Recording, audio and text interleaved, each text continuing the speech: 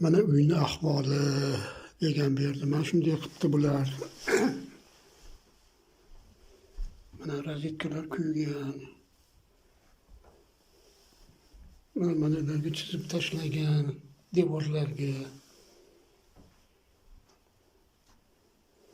Mana rozetka, mana kulchatirni yo'q qilgan, sindirib.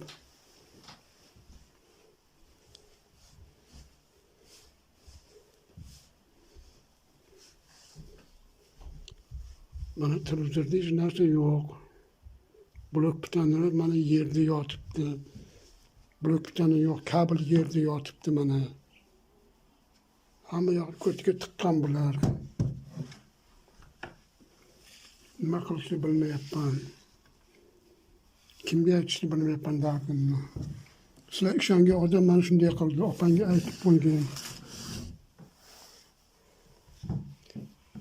Endi Ahmad kelsa, Ahmadni alohida hangama qilaman.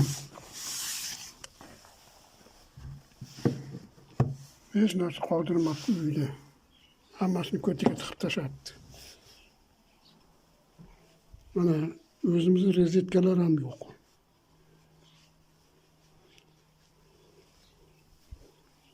Uyda bironta shnur qolmabdi. Shnurlar barini yig'ishtirib ketibdi.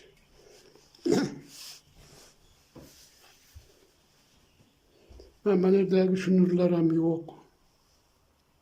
Uyda hech narsa yo'q edi deb turib, mana uyni rasvosini chiqarib chiqib ketgan. Mana ahvol. Gazni ahvoli, mana gazni kulcha bitta kraynigi yo'q mana. Endi bari nima deyishni bilmayapman. Mana balkonning ahvoli. Hamma yoq musor mana. Musullarni ham yig'ishtirib qo'ymagan.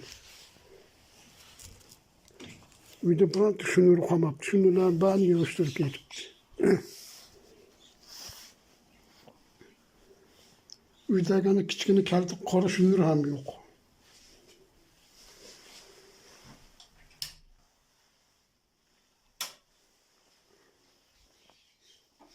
Hamma ko'tiga tiqib, enasiga tiqib tashlabdi.